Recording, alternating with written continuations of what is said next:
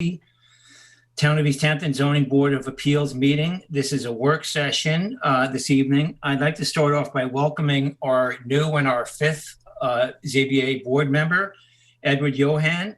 We're very pleased to have Ed on board.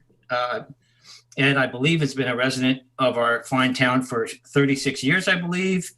He has a background in biology. He has an extensive background in construction management, and he's I believe he's very involved in the community. I think he and Tim, board member Brenneman, were in the Little League and assisting with that. And he's been, I believe, chairman for something like 25 years for the Third House committee in Montauk that board member Berger is also a part of.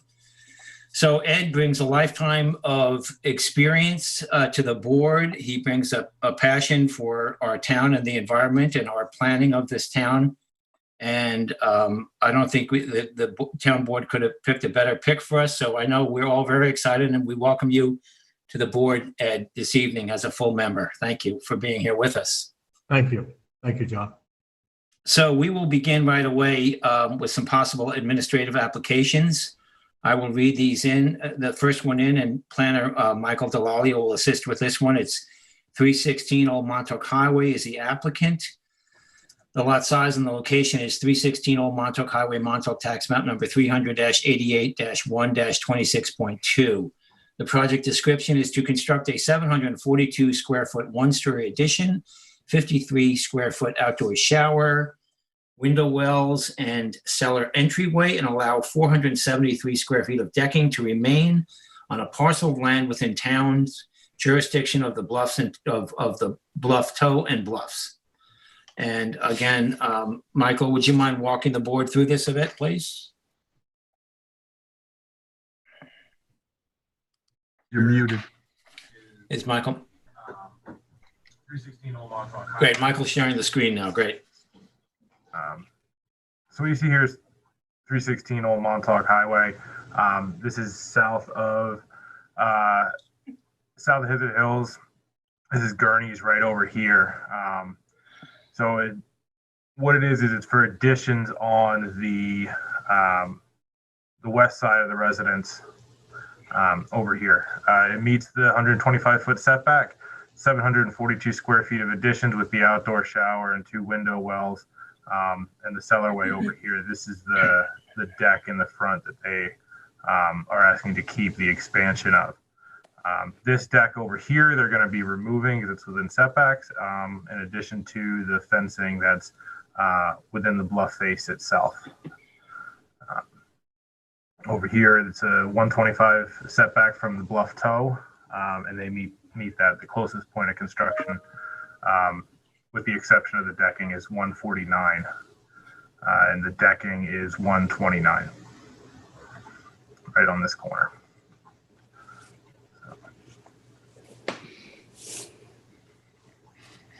Thank you, Michael.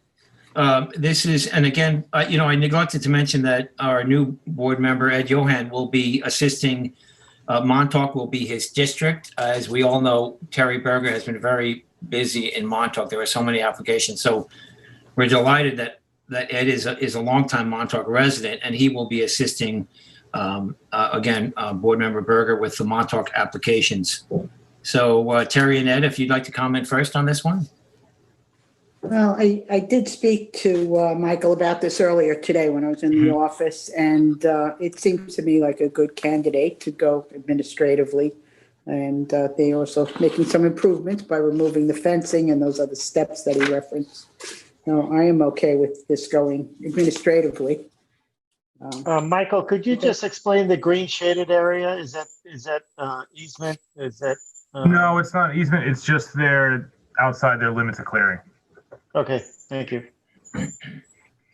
Ed, any comments, Ed? Johan? I do. I spent some time in the planning department this afternoon where Michael briefed and explained carefully what this particular request is about, and I agree with Terry that it seems like a good candidate to be handled administratively.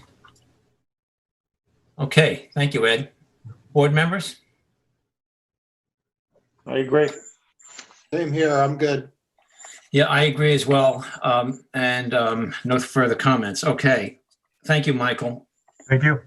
Okay. So now we we'll need a move on. motion, right? Oh, yes, please, Terry. If you want to make this and Ed can make the next or something like that, or, Whatever. Okay, yeah, I'd like to make a motion then on 316 Old Montauk Highway, at 316 Old Montauk Highway in Montauk, tax map 300-88-1-26.2, to allow this application to be processed administratively. Second? Concur. Ed? Yes. Okay. And I concur as well. Okay, thank you all. Okay, the next one we have here, excuse me, it's Jeffrey Schultz is the applicant. The lot size and location is at 32 Hedges Banks Drive in East Hampton, tax map number 300-35-5-1. The project description here is to demolish a residence and all existing structures on a property containing a bluff. And Eleni is going to help us out here. Good evening, Eleni. If she's there.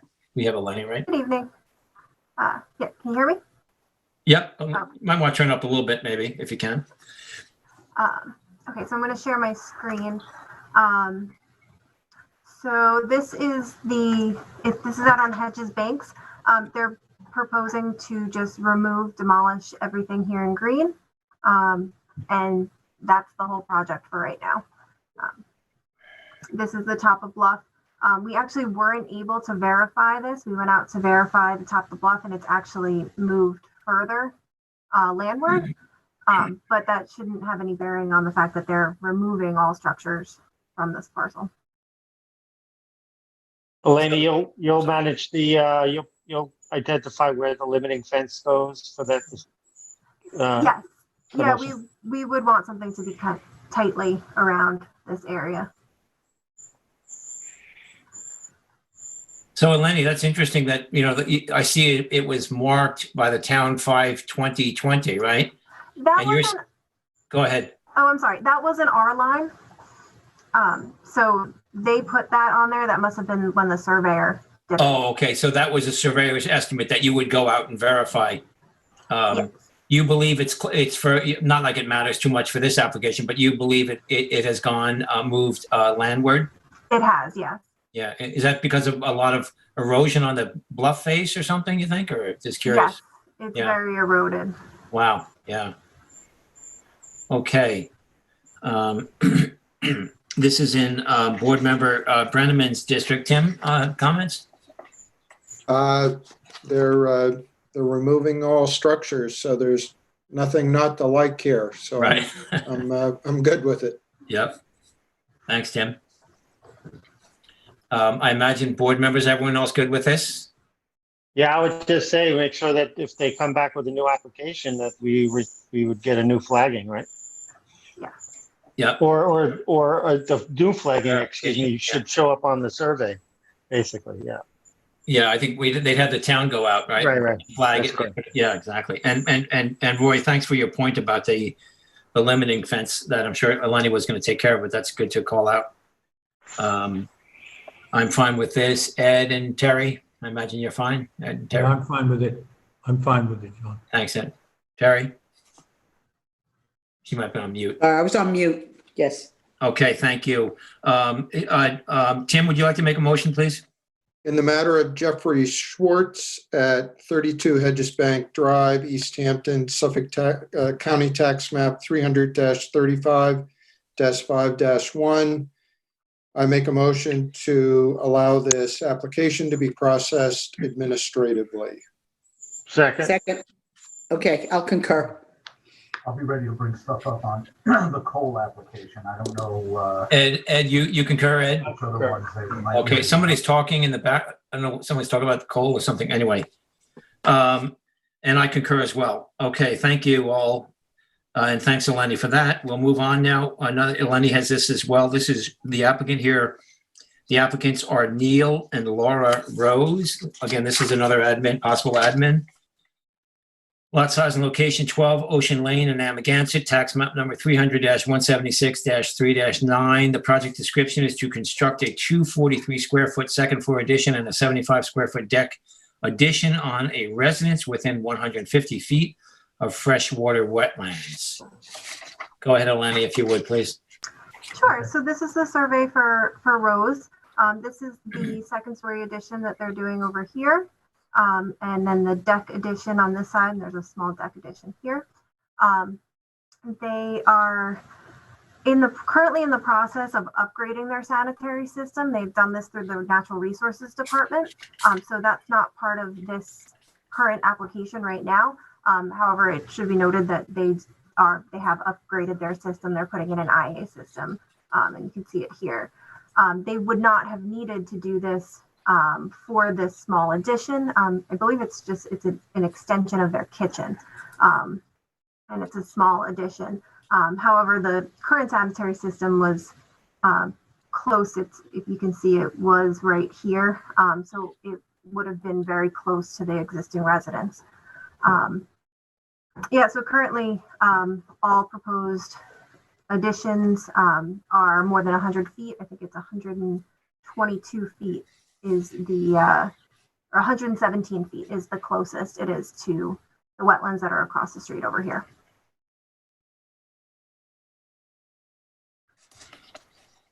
Thank you. Thank you, Eleni. This is in my Amagansett district, and I reviewed this carefully earlier with Eleni, and I'm fine with this going forward administratively.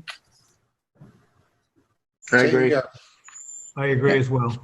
Okay, then I'll go ahead. Thank you. I'll make a motion in the matter of Neil and Laura Rose at 12 Ocean Lane in Amagansett, that this application go forward administratively. Second. Did I get that one? Second? No, Roy got you on that one too. Roy got me again? Okay, Yeah. Concur. Concur. Well, Okay, thanks you all. We'll move on our final possible administrative application. The applicant here is Dan Gillen, and the lot size and location, I just have the address here. It's 29 South Forest Street in Montauk. And this is to construct a 1,325 square foot total first and second story addition, 270 square foot second story deck addition, 305 square foot carport, install an upgraded sanitary pervious driveway, and allow a 108 square foot shed to remain within town's jurisdiction of wetlands. And this is in Montauk, and Michael Delalio is going to walk us through this, if you would, please, Michael. Good evening, board members again. So this is Gillen. This is over on South Forest in Montauk. So this is the current with this asphalt driveway over here. What they are proposing to do is do the 1,300 square foot of additions, the carport with the deck, and the IA sanitary system. This shed is to remain. All the proposed structures meet the 100-foot setback. The sanitary system being an upgrade, and they're going to utilize the existing leaching pools, qualifies for just needing a natural resource special permit, doesn't require a variance. The existing asphalt driveway that I noted in the aerial is to be removed, and in order to help with the slopes, they're going to install a grid system with a drainage material underneath to allow the driveway to be pervious, because you'll notice on the survey, and more so in the photos, I can find the right one, that the slope of the driveway, there we go, is pretty significant. But they prefer to remove any need for variances. So they're going to remove this asphalt driveway, install the pervious driveway as noted, and they're also going to do about 4,200 square feet of revegetation in that basin where the wetland watercourse is. Okay, could you show us that again, Mike, the driveway thing? The driveway, the picture. No, what they're going to do. So what they're going to end up doing is they're going to create a void underneath basically it's a pervious mat that they're going to install, and then pin that down so that all the quartz gravel will stay within these little beds, so they don't have to worry about it running down the driveway.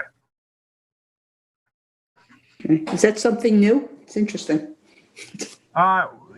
We don't see them often, but in this case, it's more applicable than some of the others that we've seen. You know, just dealing with the slopes over here. All the development is kind of perched on top of that hill. You can see that it slopes off to the rear of the house and to the front as well. So all the development is concentrated right in that high point. We explored with them moving the leaching components of the sanitary system, and in discussions with them kind of concluded that, you know, for the amount of disturbance it would cause to take these out, backfill them, cut new rings over here, we'd only be making up about 20 feet with regard to the setback. So we feel, the planning department feels this is a good candidate for administrative review.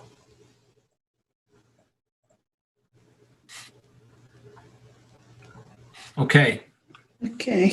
thank you, Michael. Terry, Ed? Yeah, it sounds okay to me. I didn't see this on the agenda.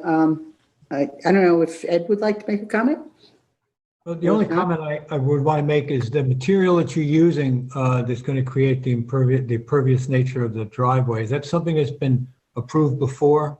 Is that a plastic webbing or netting? Do you know what it is? It's a true grid system. I don't know the exact components of it. It's just labeled as true grid. I didn't look into what the material itself is, but I'm assuming it's some sort of vinyl or plastic. Yeah, yeah. Yeah, my only concern would be how that holds up over a period of time. But if you've approved it before or you're aware of it, that's fine. But it seems like a good solution, but sometimes those systems don't hold up as well as they're proposed to hold up. So,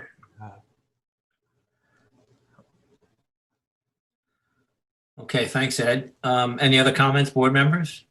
No, I'd like to see how that turns out. Yeah, yeah. Certainly better than an asphalt driveway that's existing. Yeah, right. improvement for sure. But Ed makes a good point. This might be, I know typically a lot of the pavers, as Ed and Roy, you know, those are sort of a plastic vinyl, the grass pavers and that sort of thing, the mesh. I imagine this is very similar. It sounds different. Yeah, it sounds like a good idea, actually, to me. Yeah. Sounds like an idea for my asphalt driveway. Yeah. Do we let Ed Ed, you want to make a motion on this? Yeah, I don't have the tax map anyway, so. I don't have a tax map in front of me either. And Terry, why don't you do this? Because I'm not familiar, that's comfortable. Okay. That's fine. Tax map is on here, so it's 300 Where's the tax? 28-3-28. Am I correct, Mike? 28-3-28? Correct. Yes. Yes. Okay, all right. Then, in the matter of Gillen, was there a first name there? I missed the first name. Dan Gillen. Daniel. Dan Gillen at 29 South Forest Street in Montauk. Yeah. Tax map 300-028-3-28. I make a motion to allow this application to be processed administratively. Second. Concur. I concur. And I concur. Okay, thank you, Terry and Ed, and thank you, Michael, for your work on that. Thank you. Okay, now, board members, we'll move to item 2B on our agenda, post-hearing decisions. We've got Mike, Terry, as board member, Ed Johan did not, sit through these. He will not be participating this evening. So Terry has her work cut out for this evening, as many of these typically are in Montauk. So we'll start off with Michael Schultz is the applicant, and the lot size and location is 12,385 square feet at 1 North Surfside Avenue in Montauk, tax map number 300-51-2-7. Terry, would you like to take over from there? Yeah, I guess so. Okay.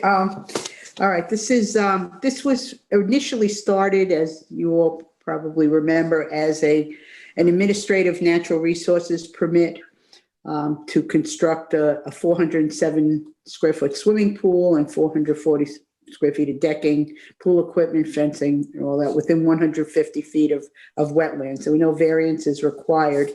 And during the posting period for the administrative NRSP, the neighbor to the south on Surfside Avenue did pose some questions and concerns about runoff that might occur as a result of the swimming pool in the project. So we did have a hearing on it. There was a lot of discussion about the project and the pool and Surfside Avenue. Now, Kyla's not here, right? I thought maybe somebody could show us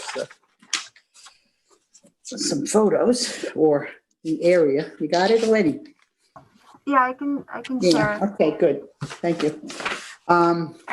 So you could see the area of the pool, and there were a number of items that were addressed by the applicant's agent then in terms of this.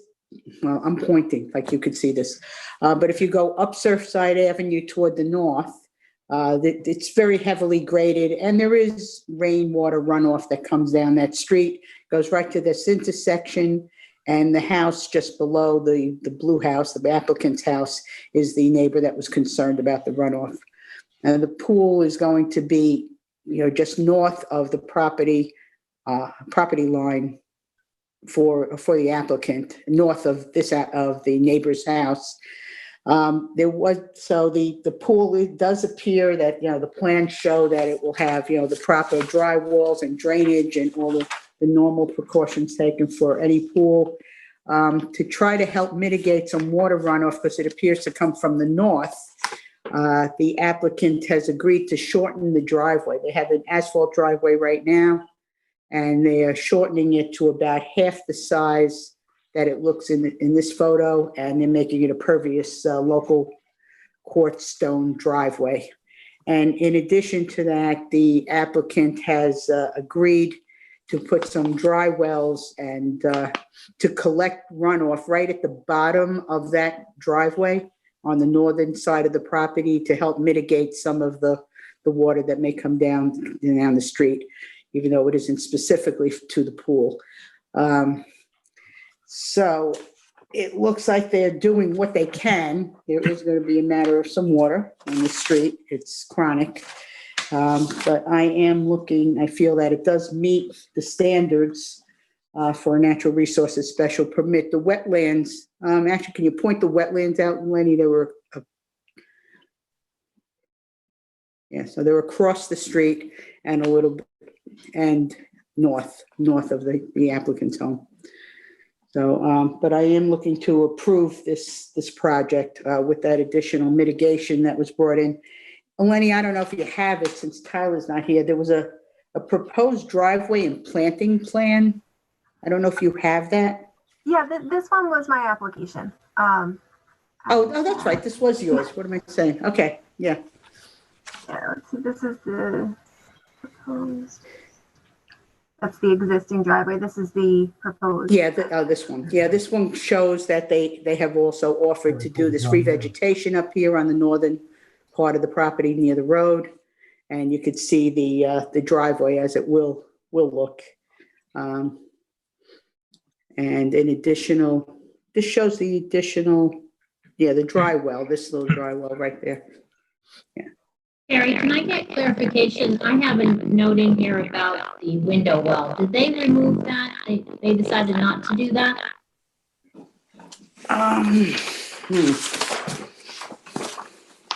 The window well, I thought they removed the spa, right?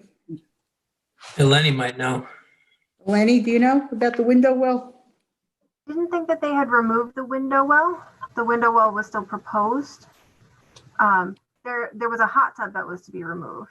And that was the here. hot tub, I remember. Okay, the hot tub's removed, but the window well, okay. They still plan to do that basement bedroom? as far as I know. Yeah, I believe so, yes. Okay. Nancy Lynn, you have sort of a garbled, you may have to log in again or something, just to let you know. Yeah, thank you. I mean, we can understand you, but it's not good quality. Okay. Terry, anything else? Terry, on that? No, that's it for that. Okay. Let's see, who else, who would like to comment next? Tim?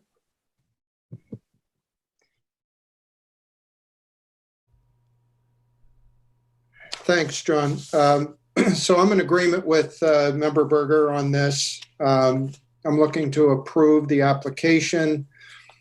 This is an NRSP, so it's really all about protecting the natural resource, in this case, the wetlands.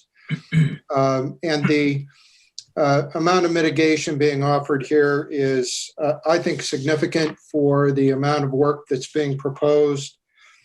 The reworked driveway and replacing the asphalt with quartz, the additional revegetation, and the drainage trench, I think all are significant offers of mitigation.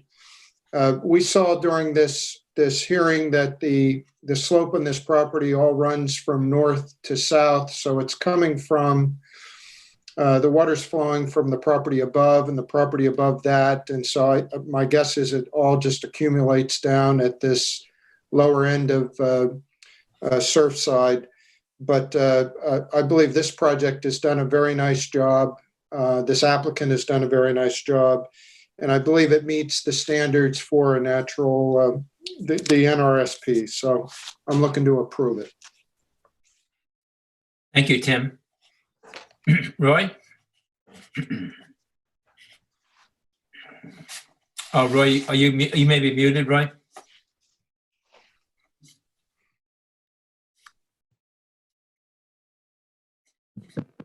There we go. You there, Roy? Let's see.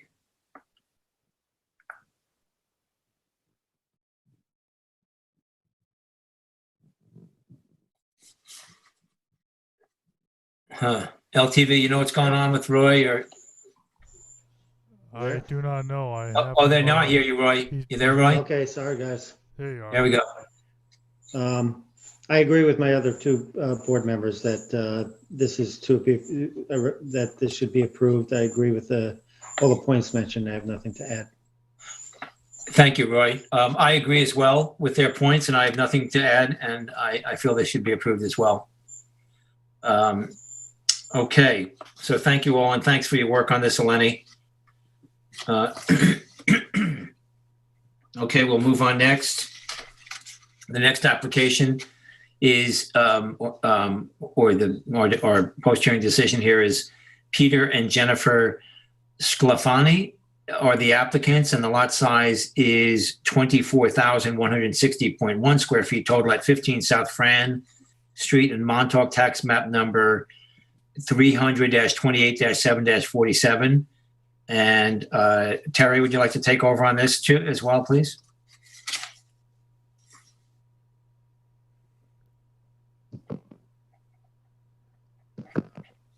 Terry, you're muted. Terry, you're muted again.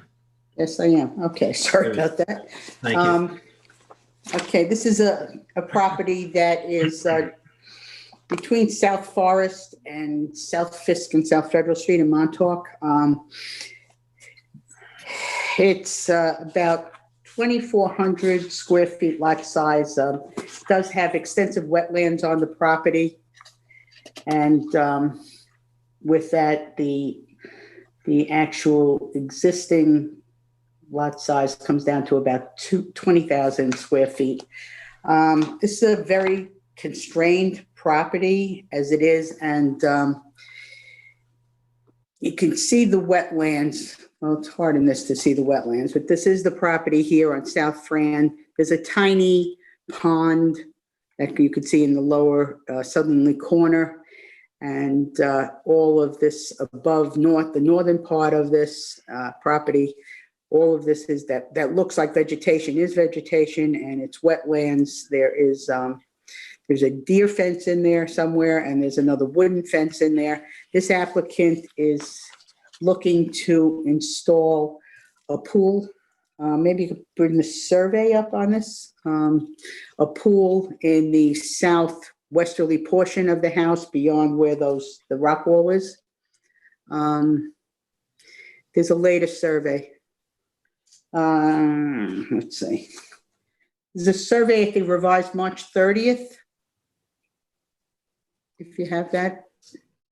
Is it Eleni that's showing us?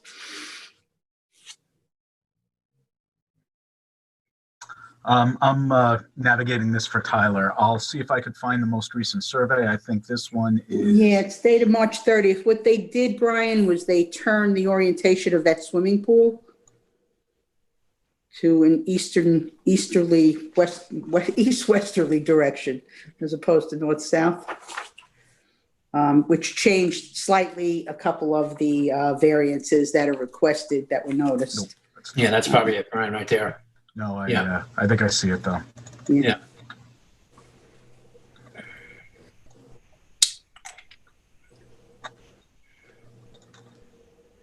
No, now you threw me all off. I'm working on it. Yeah, okay. I know. There we are. Yeah, That's March 30th. Yeah, that looks like it, yeah. Yeah. Thanks for helping out, Brian.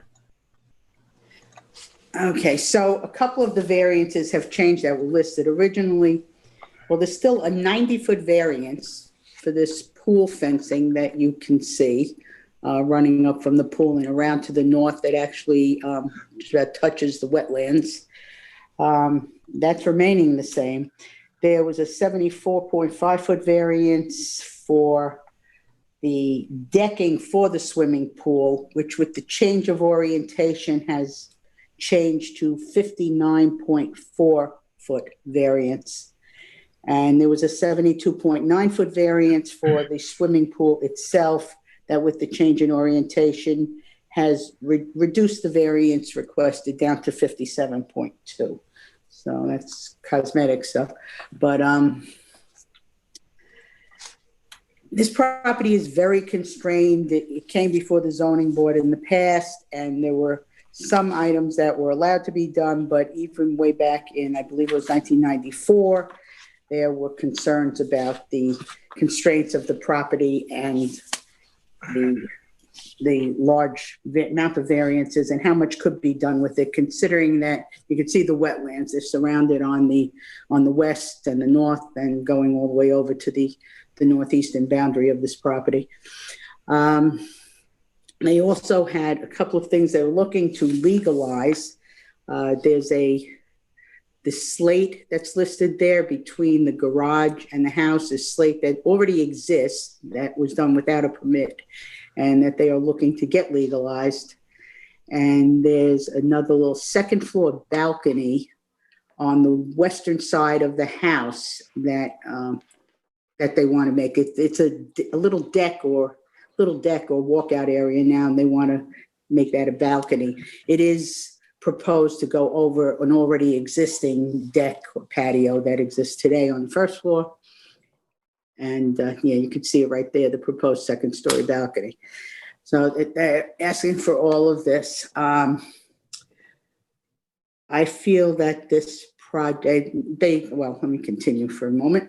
They've offered a scenic easement, all these squares you can see up here, but they go right through the wetlands. I mean, the scenic easement encompasses all the wetlands, which are already a protected natural resource. And they've offered this other grid of squares as revegetation, as mitigation for the project. And then lastly, I almost forgot, they are requesting a little 4-foot dock down here in the southwesterly corner of the property, so that they could have access to the little pond that, it's not big, it goes past a couple of houses, several houses. And for that, I didn't even see a variance on there for that. I guess it would be a 100-foot variance, right? Coastal structures don't need a coastal- variance. Oh, they don't need a variance. If you were Okay. going to consider it, it only. They needs count this a NOS. coastal structure? Okay. All right. Anyway, I feel that this project is very detrimental. I think it does not meet the variance standards. I think the variance, even after reorienting the pool, is almost 60% for the decking and the pool. I think the dock is completely inappropriate. I don't see the benefit to the applicant outweighing the negatives for the town and the neighborhood, for the pool or for the dock and for the pool decking. I'm willing to approve and legalize that slate and the second floor balcony. However, the rest of the items, I'm looking to deny. I think it does not meet the natural resources special standards, nor does it meet the standards for the variances. I think the variances are great. And the fence also, by the way, that's a 90-foot variance, and they wouldn't need a pool code fence without the pool. So I think this project, there's a couple of things I'd like Brian to show us. There were a couple of other diagrams, Brian, that showed, it was Appendix A and Appendix B that the applicant's agent had submitted. If we could look at those.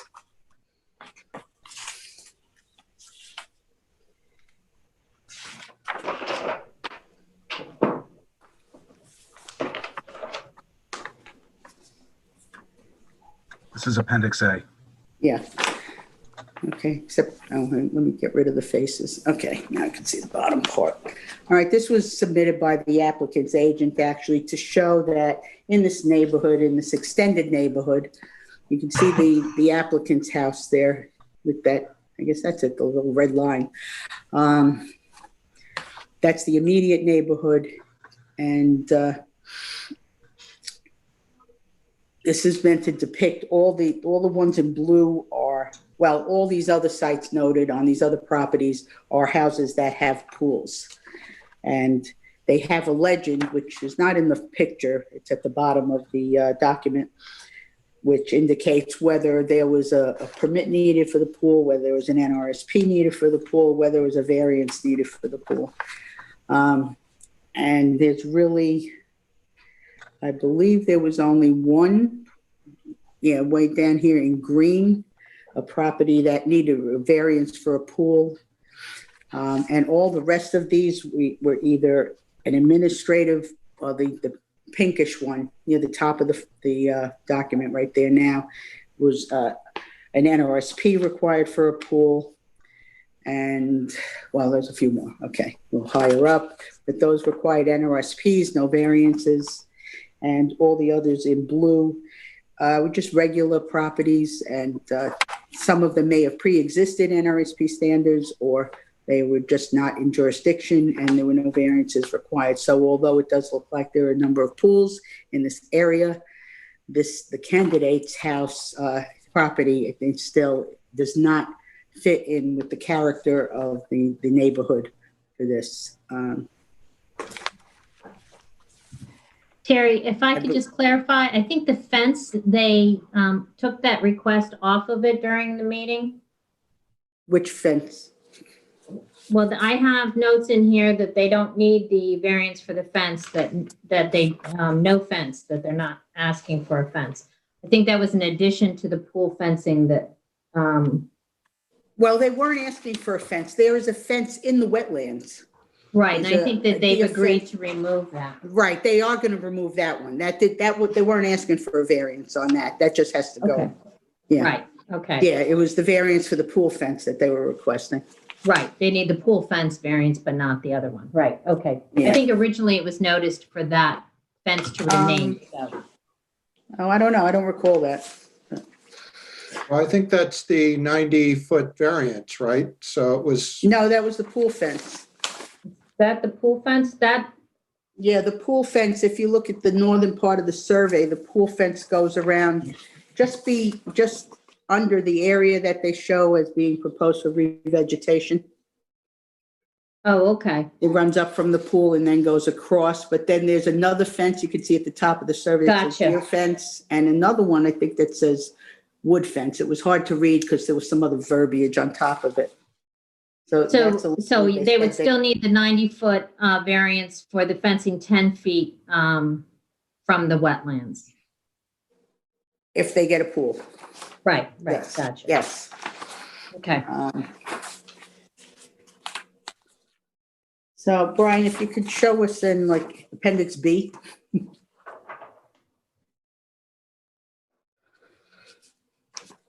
And it's more of a close-up. It shows the pond. And again, the scenic easement. Now, this area, you can see how green this area is. And a lot of the reasoning for that is there are extensive wetlands. This actual subdivision of properties at Country Club Estates were pretty much built on an area that had heavy wetlands in it originally, back, I believe, in the 70s and 80s. But you could see how dense the vegetation is. I think the dock and a walkway to the dock would also be detrimental to the neighborhood. You could see all these wetlands. The wetlands, aside from being at the applicant's house, there's a preserve, a community preserve immediately to the north of that. And it's also densely vegetated and has wetlands. And if you look at that Appendix A that you did see, there are wetlands and little docks like this and cul-de-sacs interspersed throughout. And to me, that is a telling factor as to the pools. You can see that the pools are there more on the perimeter, and there are not a lot of pools in areas that require variances or NRSPs in this area. I think it doesn't meet the standards of natural resources, special permits, and paper. That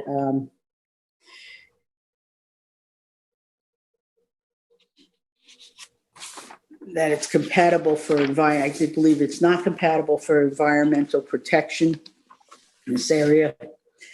And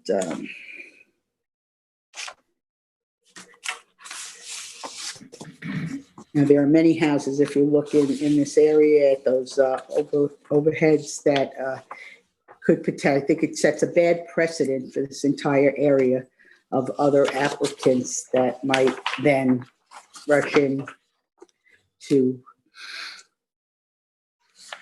apply for some pools and some other heavy variances that will be required with it. I think it's a bad precedent for this neighborhood, and I think it's a bad precedent for the town as a whole. There were a number of letters that came in from neighbors of the Sclafanis, and they were all favorable.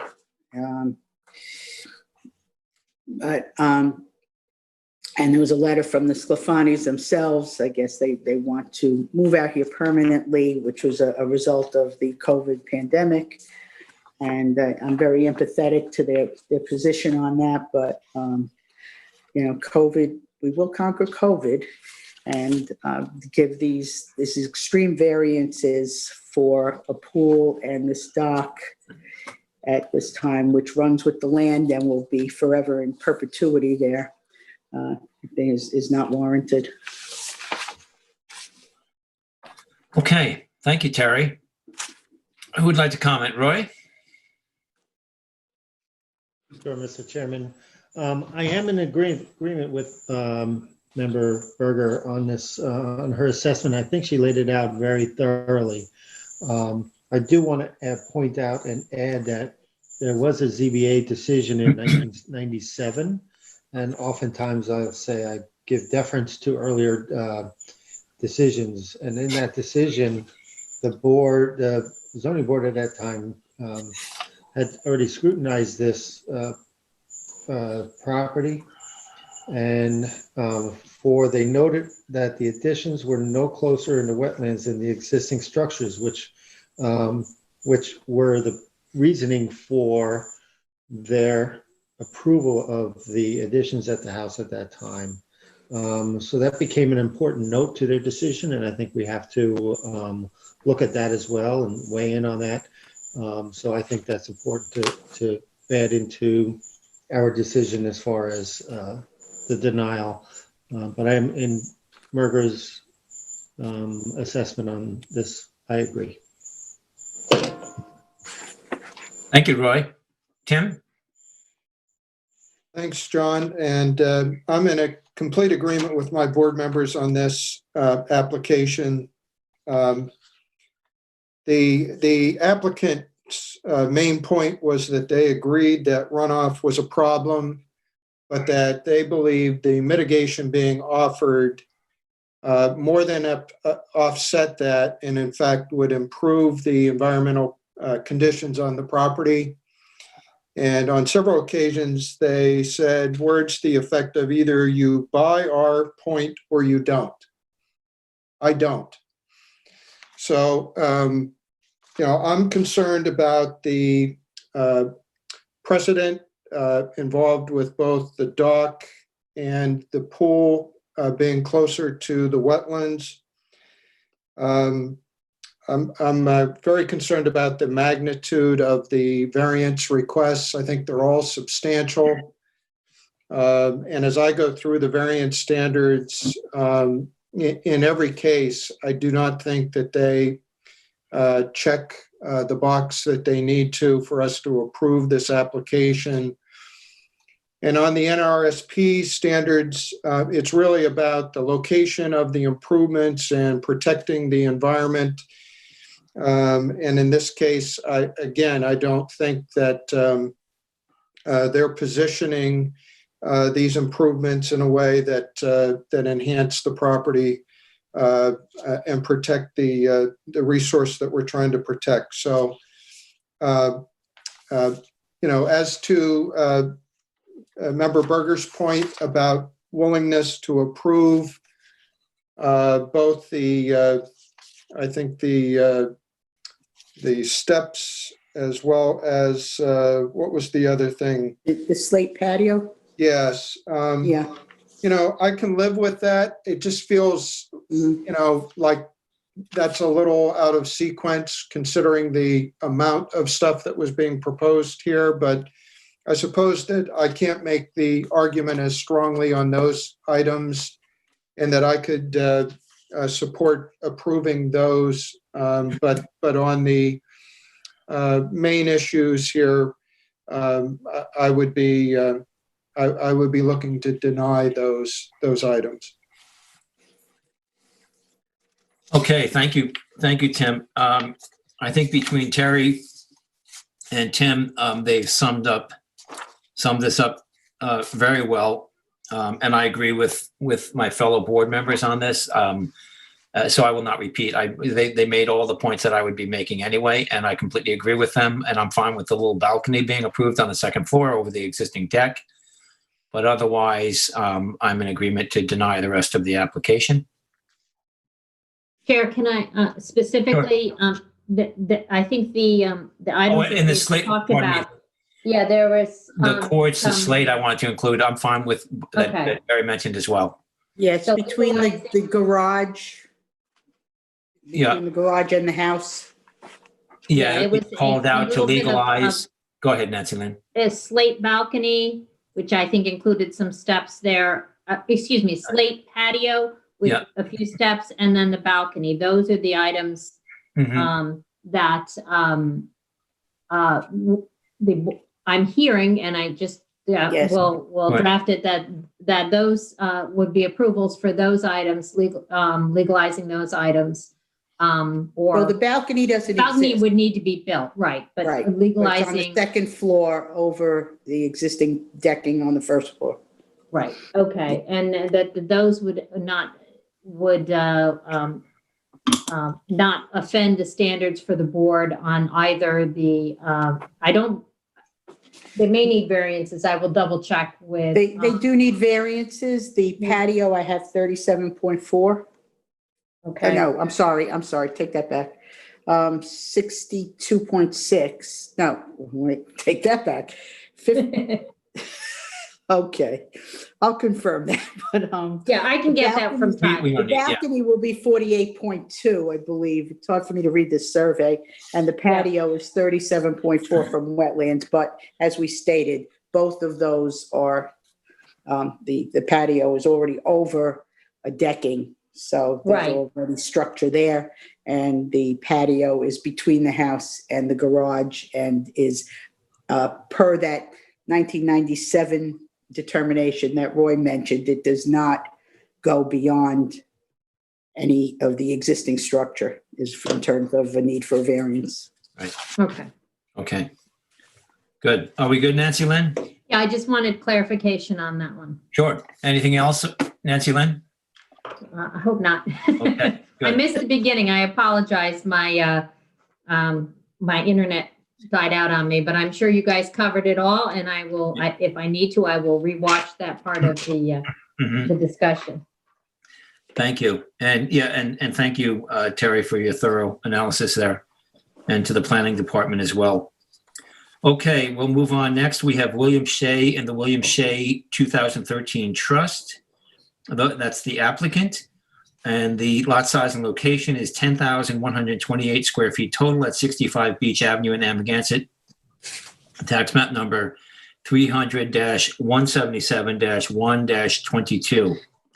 And this is for a variance and an NRSP. Pardon me. This is in my Amagansett district. And thank you. Who's doing that? Brian, is somebody doing this? Thank you for sharing the screen here with this information. Here we see the survey. I will tell you from the get-go, I am leaning towards approving this application for a number of reasons. As we all know, this came before the board once before for a pool that was denied, and as well for a renovation of the house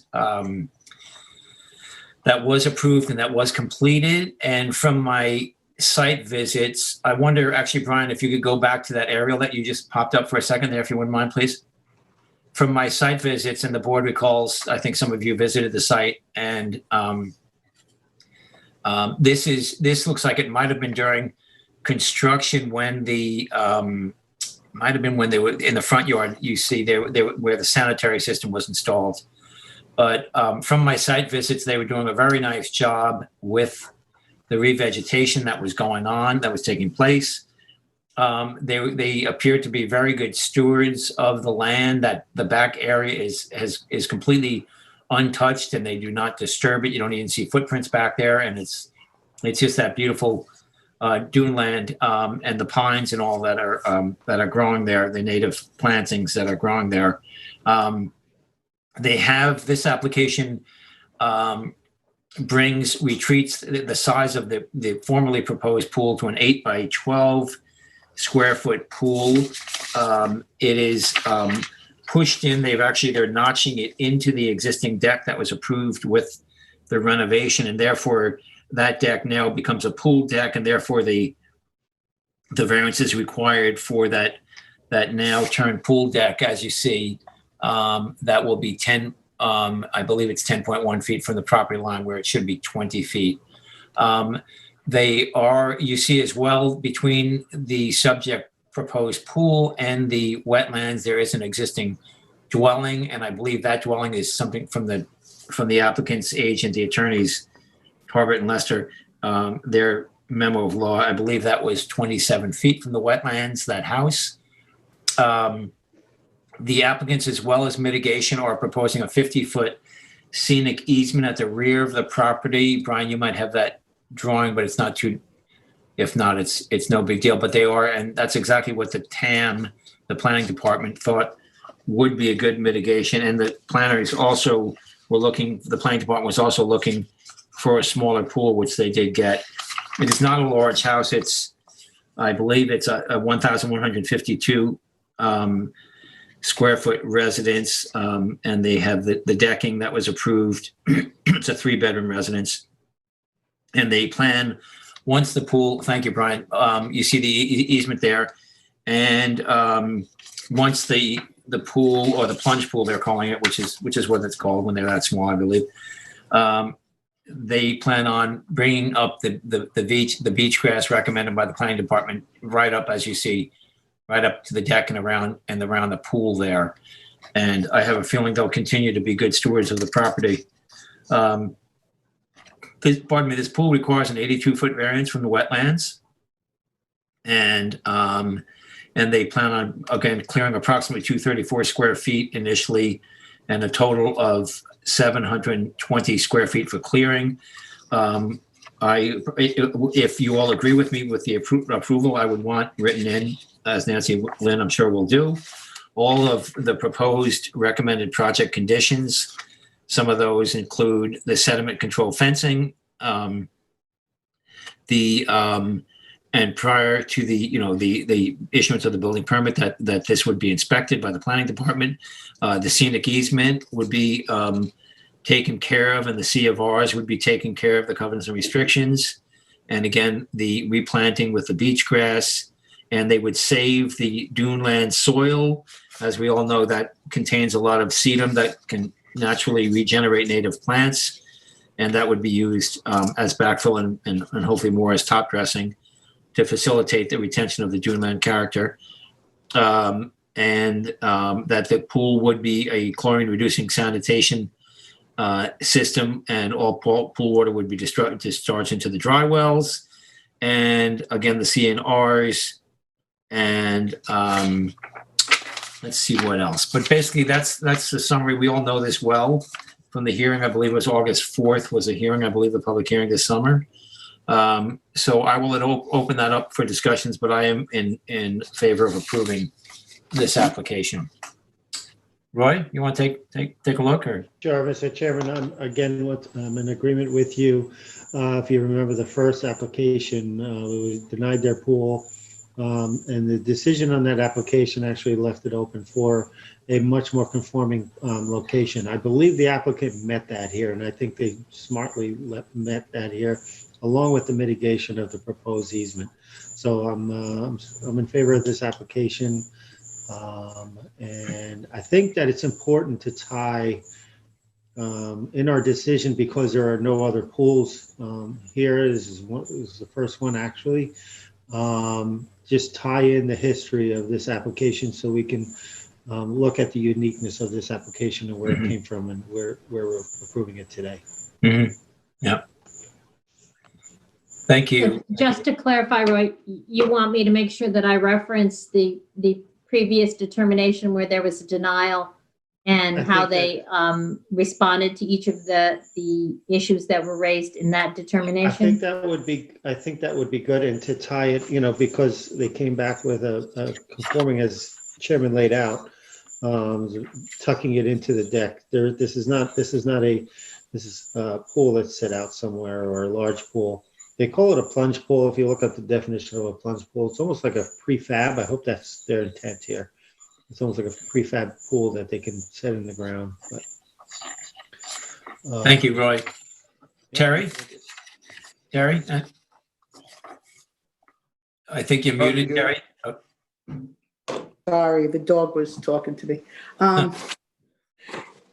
Yeah, I was a little hesitant on this. Actually, I thought the variance that's required was much larger than it is. It's 18 feet. So it's not a large variance.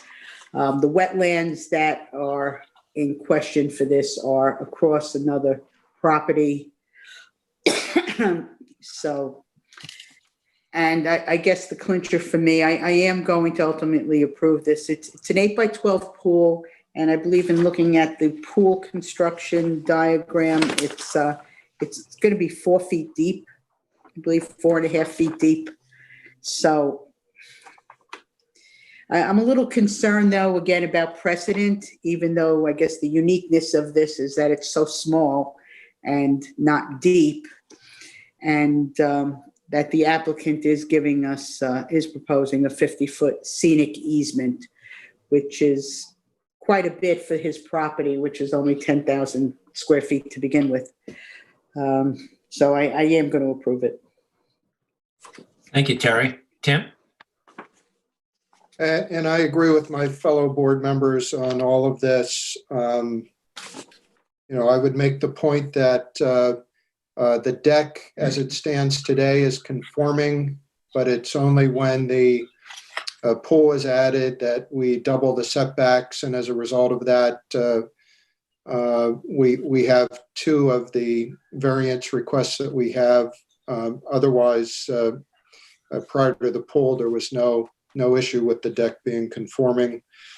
Would also note that even with this, the property has only been 27% cleared. So to the point of protecting the dunes, I think this does that very well. And the final thing that I wanted to mention is that since council was looking at that prior determination, I believe part of that was also that this house was actually smaller than what was originally there. So they actually reduced the size of the coverage. And so when you put the totality of this, the entirety of the project, a smaller structure, the scenic easement, the small pool that's being proposed, I think that will define this as, I think, a reasonable reason for us to be able to approve this. Thank you, Tim. Yeah, and I'll just add to those comments again. I think it's great, board members, that we're calling out, the uniqueness of this application. I think that's very important. I appreciate Terry's points on the pool as well. But as I said, they are good stewards of land. If you look at even the survey in front of us, you'll note that at the end of the day, all of this site is going to be revegetated if you follow the squiggly lines along the driveway, and the front yard and the side yards and the rear yard, and then the scenic easement. So again, I think there is a unique quality, and the applicants are making the right moves here. Council, do you need anything else from us on that? No, I think I'm good. Thank you. Okay, thank you. Okay, thank you, board members and the planning department, and thank you, Tyler, specifically for your work, Tyler Borsak, on that application. We'll move forward now. Next, we're up to item 4, and it happens to be the name of the applicant here is 6 Maple Street LLC, 6 being in Roman numerals. The lot size and location is 37,346 square feet at 6 Maple Street in Montauk. And you can see why Terry needs some help out there in Montauk. We're keeping her busy.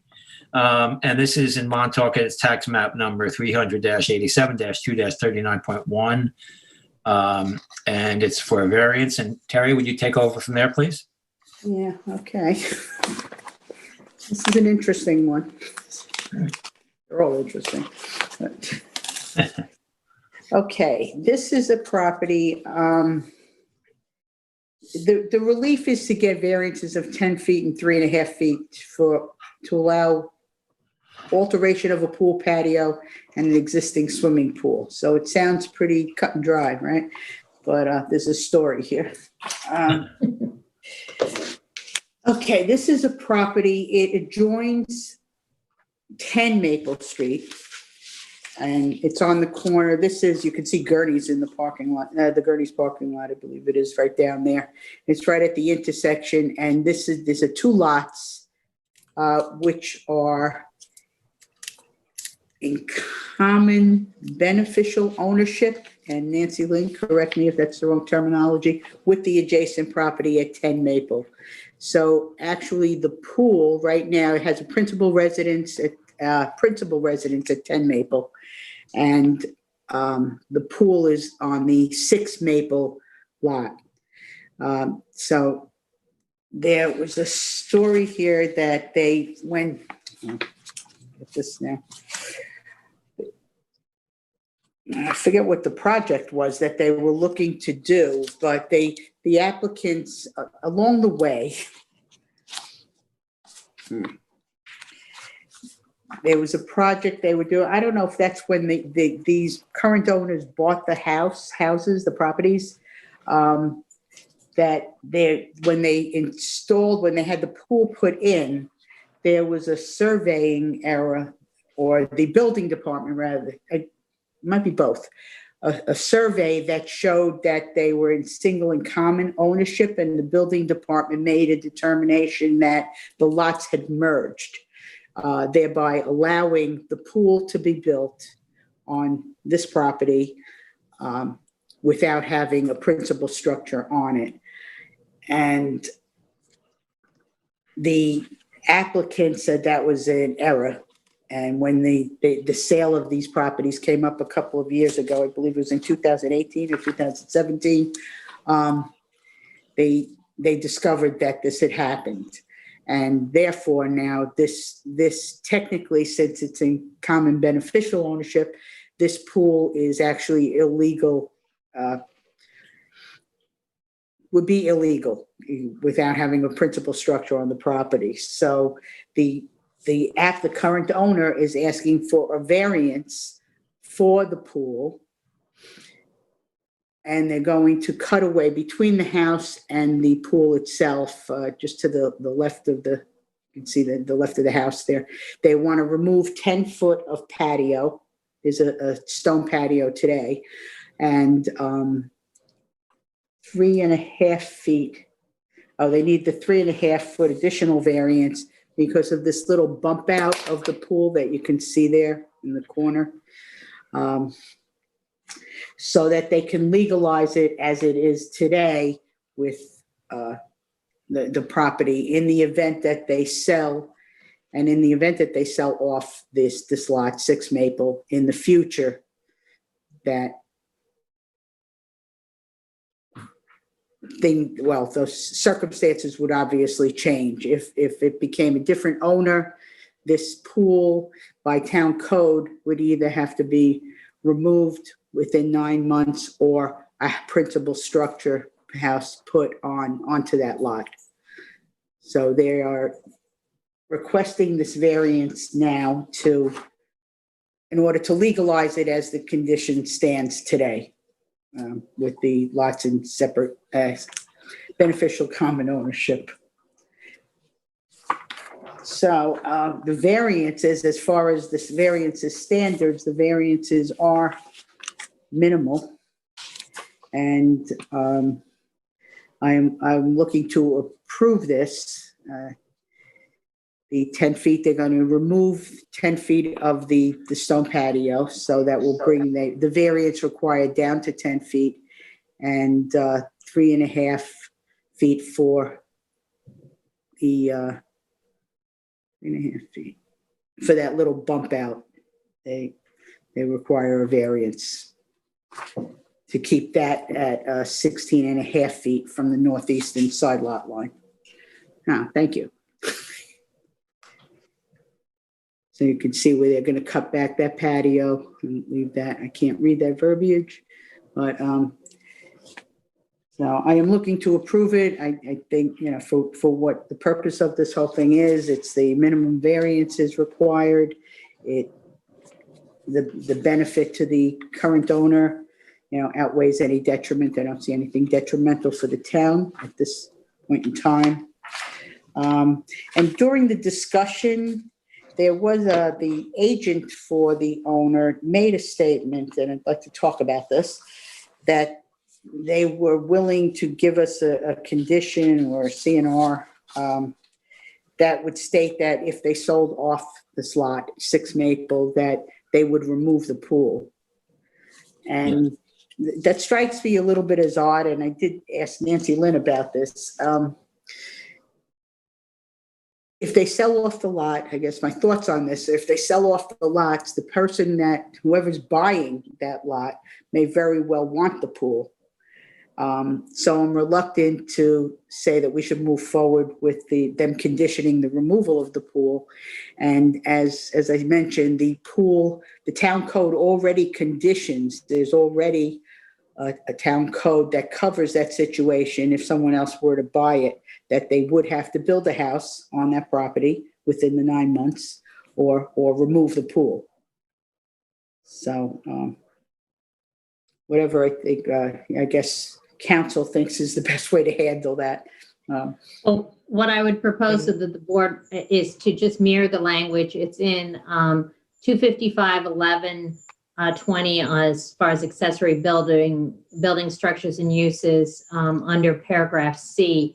And it's it would just mirror the language that's in here, that allows for it to be constructed on any vacant continuous lot when when a property owner owns 2 or more contiguous conforming residential lots in a common ownership, so long as at least one is improved with a single family dwelling. The language or the limiting language which I would suggest if the board would want is this language: should common ownership of the contiguous lots cease, either the accessory building or structure must be removed within 9 months, or the owner of the lot without a principal structure must obtain a building permit for a principal building or structure within 9 months. So that's what we currently hold, and whether or not you want to just repeat that in here, or if you feel that better to have the pool actually removed under the circumstances, because they did agree to do that. Either way is fine, but that's the language that's in the code. I would just thank you, Nancy Lynn, for that. If I could just comment quickly, I would think that since they did agree to do that, and if they did do that and came forth with another proposed application for a new residence and a new pool, well, that new pool would meet the setbacks, obviously. So that would be a better thing in general. But either way, I'm sort of, I guess that would be my preference. I was sort of surprised that they offered that, honestly. But anyway, let's hear what other board members feel about this. Tim? Yeah, I have to admit, I struggled with this more than I would, I think, like to admit. I think it's a bit of a mess, and it's a catch-22 because we're going to end up with, I would describe this as certainly possible, and I don't think it's too strong of a word to use, that it is probable that these 2 properties will at some point be owned by 2 different people. Yep. And we will have approved a pool that's sitting very close to the neighboring residence, Mm-hmm. and all the noise and so forth associated with that, right, with no protection for that other property. So that's the part that sort of concerns me.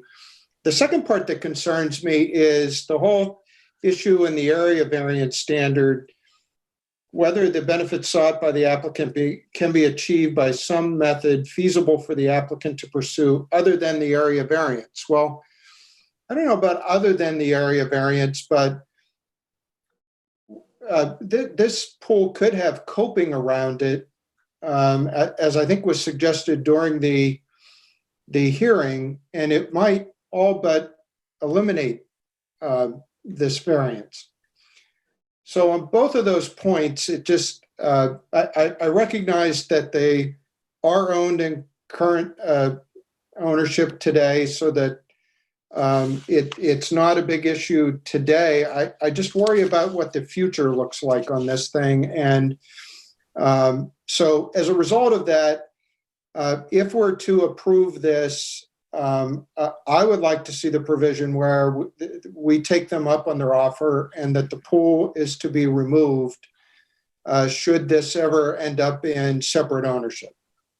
Yeah, thank you. Thank you for that, Tim. Roy?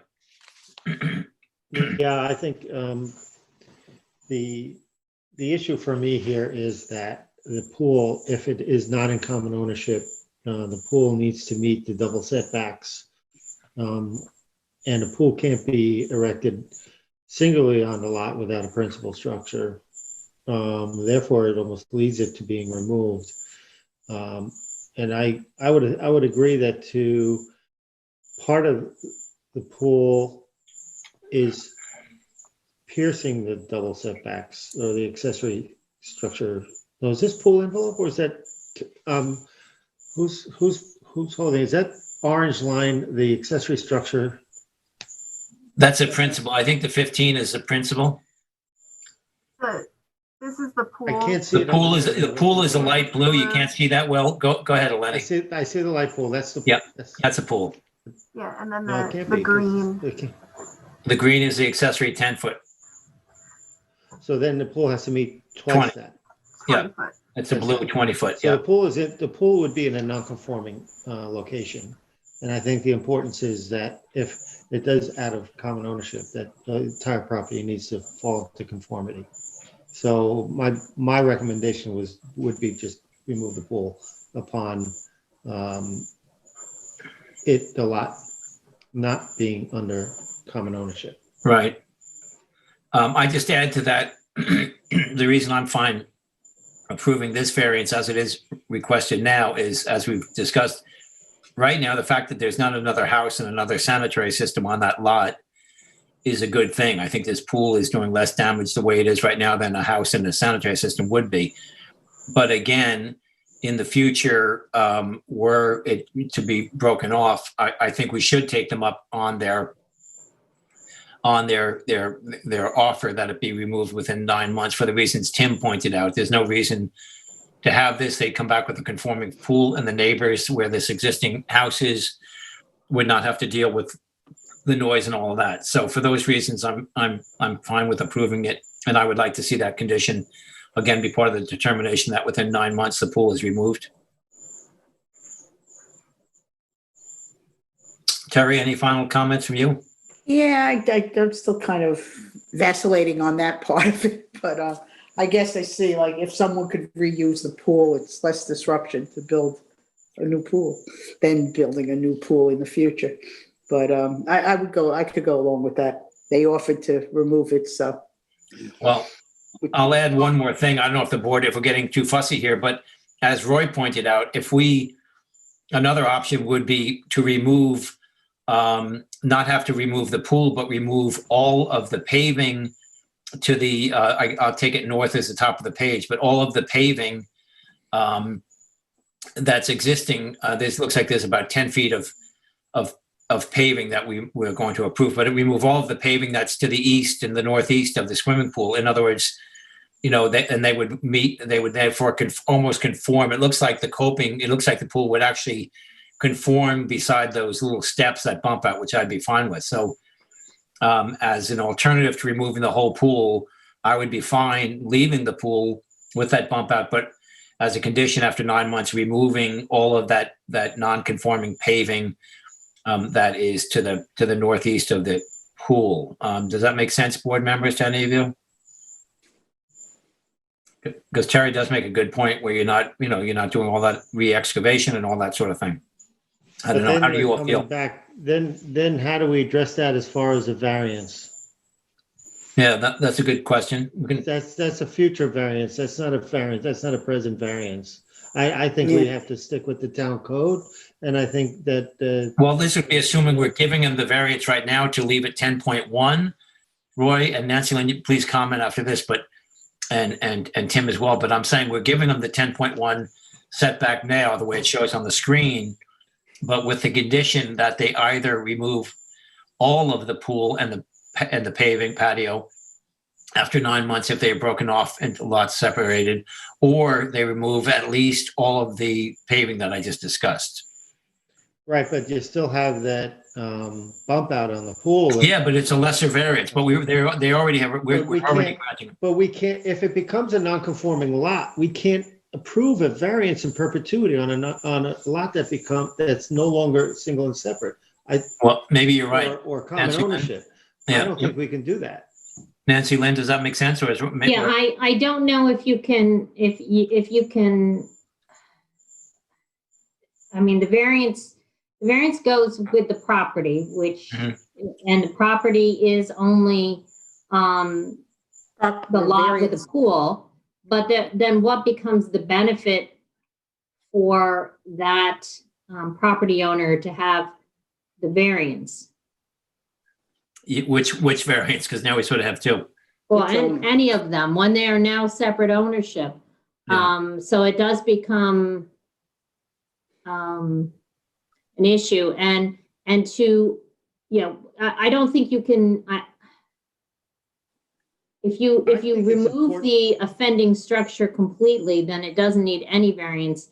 To change the variance from one to a separate, because it would still need a variance. It's not as though if you removed all of that patio, it Yes. suddenly becomes compliant. Yes, I think. So it's I think important that to there's be- a problem with changing what variance you grant. A CNR is to remove a pool. I don't know if you Yeah. can do a CNR to give up part of the Well, variance you were granted. yeah, I understand. No, not to be stubborn, but maybe just, and maybe, and I can drop this, but another thought would be to remove all of the pool patio and the portion of the pool that do not conform, and that would mean lopping off those steps and, but maybe I'm just going too far on a branch to try to. So go ahead, With Tim. all You due want to comment? respect, Tim, you Mr. haven't had a Chairman, chance. I just want to Go ahead, say, Mike. I'd like to be more cut and dry with this, right? Yeah, okay. So if you look at this pool was most likely permitted based on the provision in the town code that allows it to be. Right. There is a provision in the town code that says if it's no longer in common ownership, that there needs to be removed. Yeah. And I think yeah. we'd just be cut and dry with our code. I don't think we should Yeah. introduce a gray area That's into fine. the solution. That's my suggestion. Yeah, I understand, Roy. Tim? Yeah, I'm in complete agreement with Roy. Less is more. Yeah.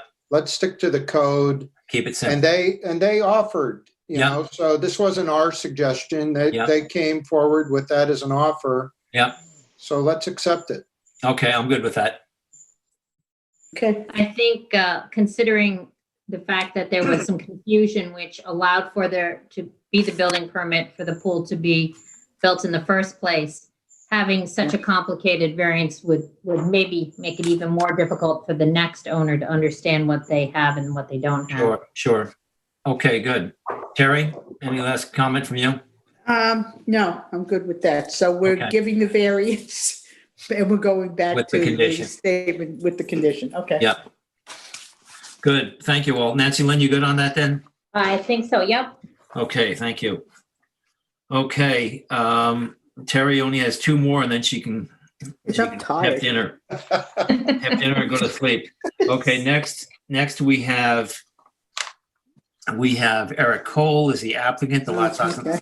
and location is 39,487 square feet total at 84 Surfside Drive in Montauk, tax map number 300-51-4-14, and this is a variance in an NRSP. Take it away, Terry, if you please. Yeah, this is another one that's, I've been losing sleep over. Okay, I need more room. All right, this is, well, you can see the survey up there and the aerial. This is a nice little house right now that sits right on top of a bluff crest in Montauk on Surfside Avenue.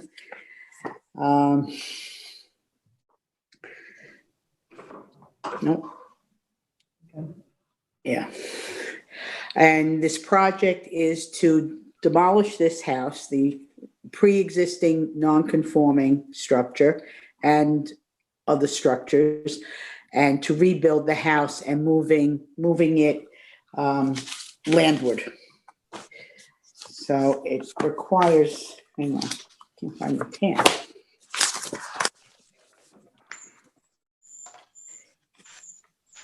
So it's a huge project.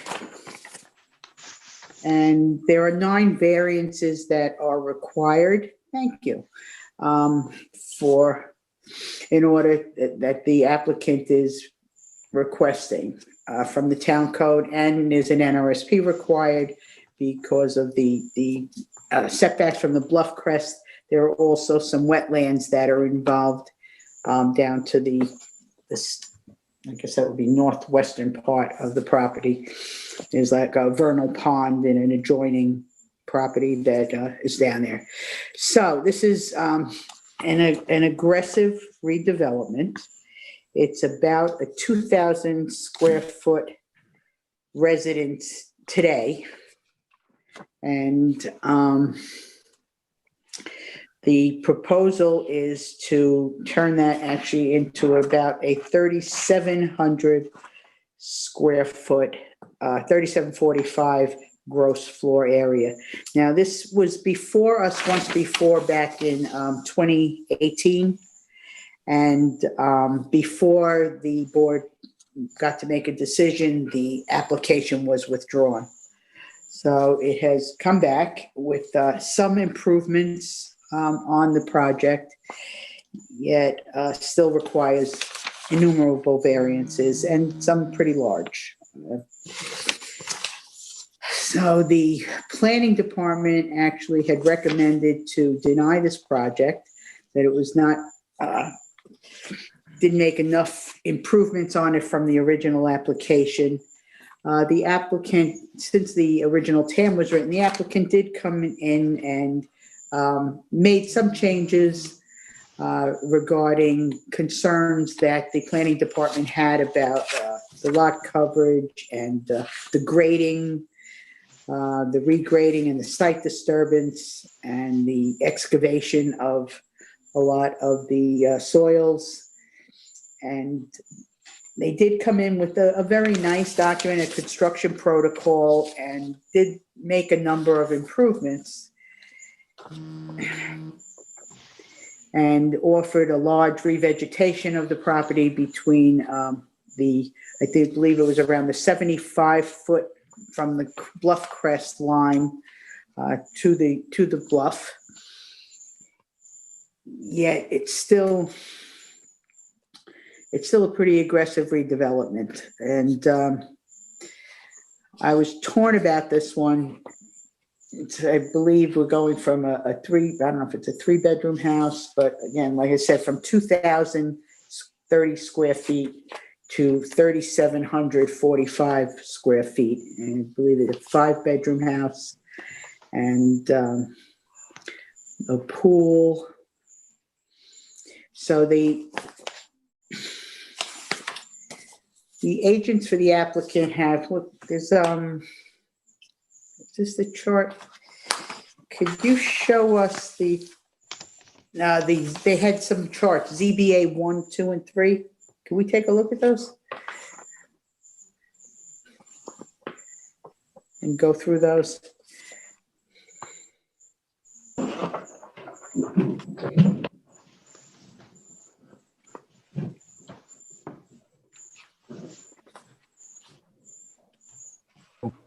Oh, this was, okay, well, we can talk about that one if you want, since it was there. Well, I'd like to find the plan that you're looking for. I'm just not sure how it's labeled in the board's file. they were part of their. Well, that one came in at 9:15, Brian, the date, so it's probably one of those, maybe it's that one there, around 9:15. Let's see what they call it. This is Part of just the a cover site letter. plan, constraints diagram, ZBA 1. Non-conforming GFA, ZBA 2. Do you have a date received on that one? August 14th. Yeah. I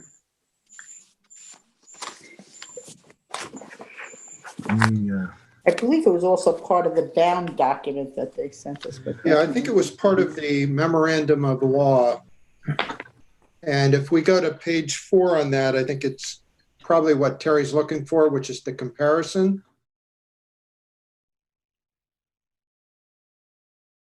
Is that what you're looking for there, Terry? That's part of it. It was actually a diagram. They're diagrams, though, actually. Brian, is it part of that the show sheet the, number 4 that you had, Brian? Is it one of those sheets? Was it in that? Where you said ZBA number 4, was it part of that file, maybe?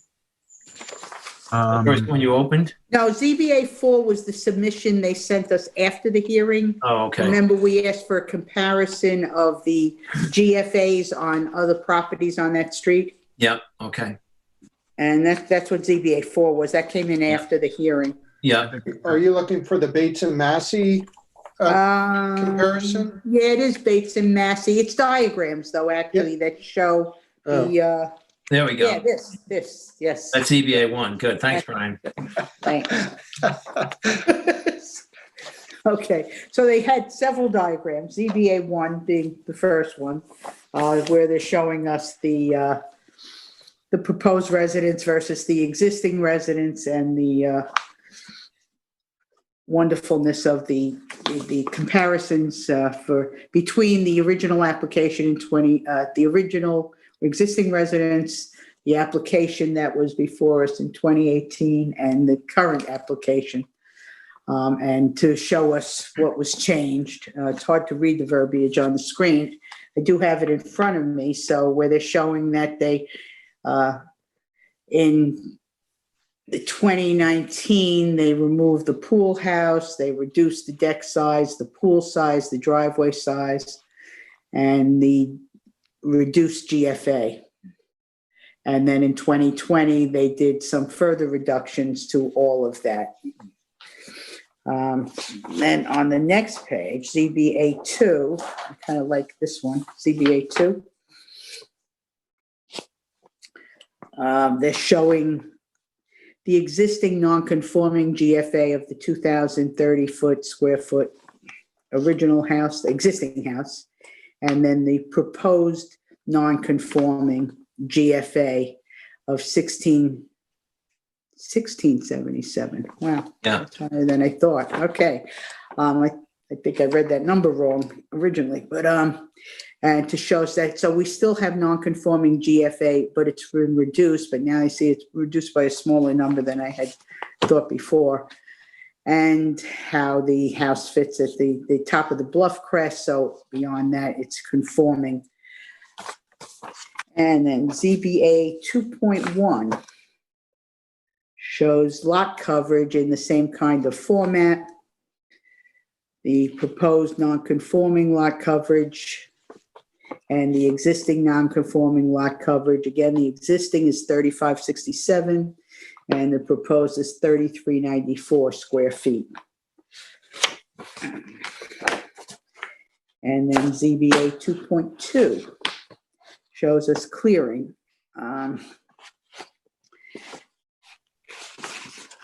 And this is a nice diagram here. On the left, they show the 50-foot top of bluff crest, bluff offset, which I believe they increased to,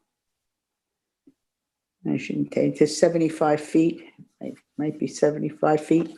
But they have the existing non-conforming clearing of 4157 and the proposed non-conforming clearing of 188 square feet. So they're showing a lot of clearing that has been eliminated in the proposal. However, these other than some of the clearing calculations, I think this is still a very aggressive project. You can see there's still a lot of non-conformity, and we know with redevelopment, we should strive to get the maximum into conformity as possible. And they have not made much of a change from the application that they originally had, which was withdrawn. So I think there are some nice things they've done with this, but overall, I feel like this is still an overly aggressive and too much massing in this project. We talked about the pool and they don't even have a pool today, so they're reducing some non-conformities, but they are not coming into complete conformity. The planning department does feel that there are better configurations that can be done with some alterations in the driveway area. And I have a problem with those large variances for the pool and the pool decking and the fence that will be associated with the pool.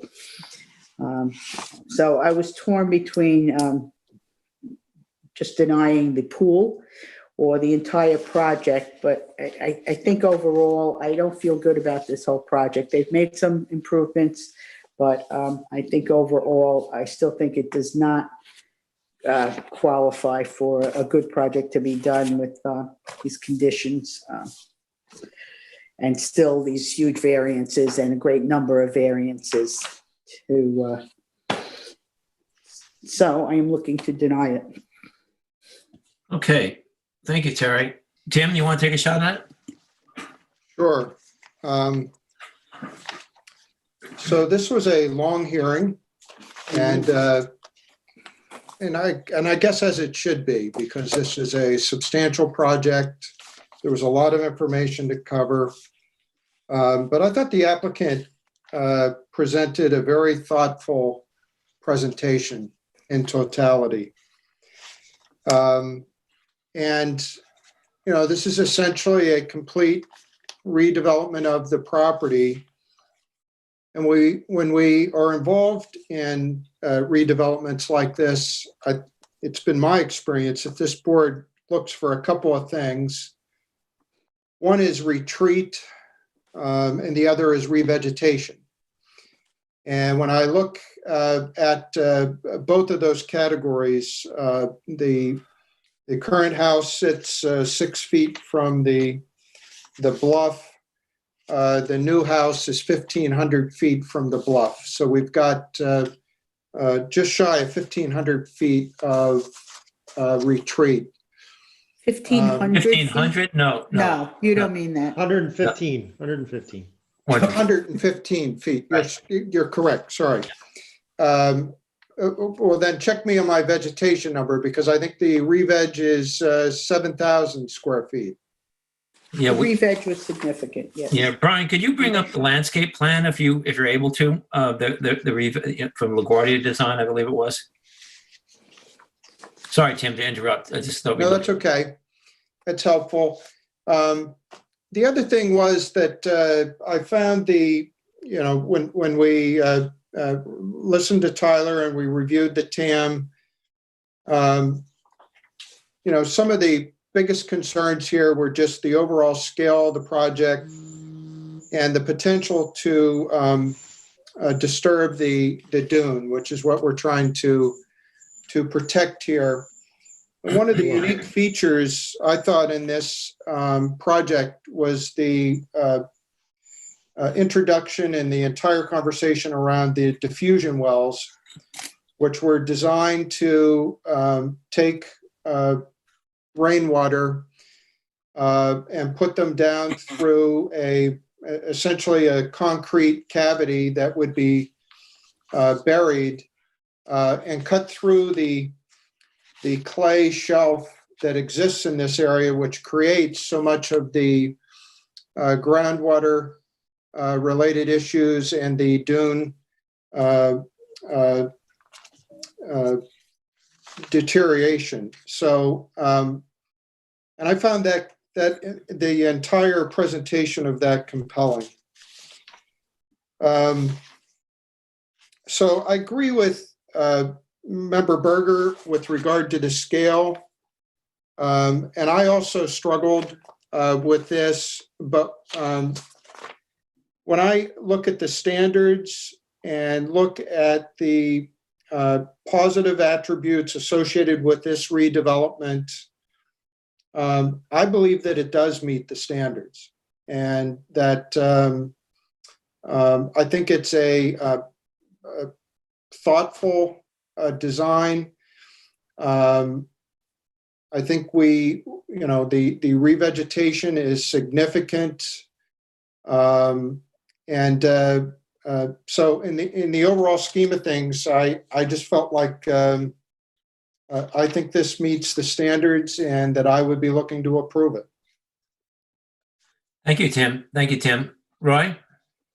I am going to agree with Member Brenneman on this as well. If you take a look at their first application, at which they withdrew, they understood at that point, I believe, understood that the board was looking at this in not so good light. So they went back to the drawing board and essentially pulled everything back.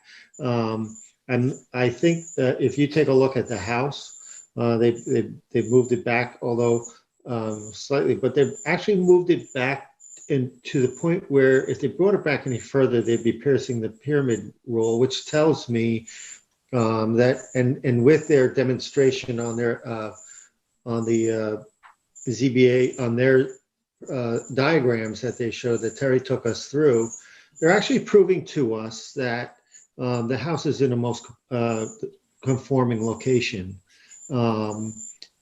And And honestly, I think we have to apply a fairness standard to this. That's our position as a board. If you apply a fairness position, as Mr. Brenneman points out, the environmental improvements that they're proposing here are substantial, including the re-veg, including the dispersion wells, which I'm extremely impressed. The reason they're introducing those dispersion wells is to divert the runoff from the water, the storm runoff from the house, down through the clay layer into the aquifer, so that it's not sitting on top of the clay. I think that's very smart. It's a costly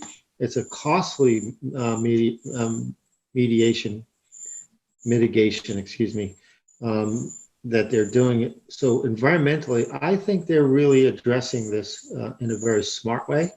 And with those points, I think I'm also going to recommend approval for this. Thank you, Roy. Yeah, I will say my comments would mirror Tim and Roy's. I agree with them 100%. I appreciate Terry's opinions here. Maybe this is perhaps a few hundred square feet larger than some of us would like to see, but I think all things considered, the retreat, and again, I don't want to repeat what everyone has said, but the retreat, the revegetation, the sanitary, the thoughtfulness with regard to the drainage and the diffusion wells, compared to a house 6 feet on the bluff, I just think this application meets the standards, and I'm in favor of approving the application. Terry, any other comments from you, it being a Montauk application? Oh, you're on mute, Terry. You're still on mute, Terry. And I appreciate everyone's comments. As I said, I lost a lot of sleep over this one. Yeah. Going back and forth on it. Yeah. Great. I'm not changing my mind. Yeah, that's fine. Yeah. It's always good to have a dissent on things like that too. I don't think there's anything wrong with that whatsoever, and we appreciate your opinions, Terry.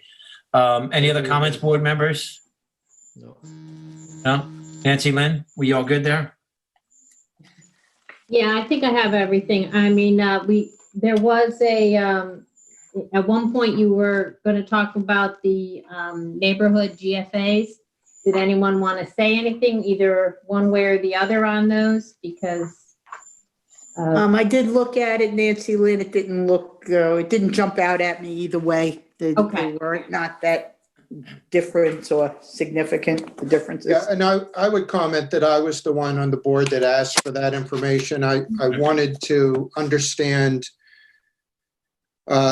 the size of this house relative to other houses in the neighborhood. And I agree with Terry that you could argue it either way. There were some houses smaller, there were some houses as large. In the end, I found that this house was still within the character of that stretch of homes.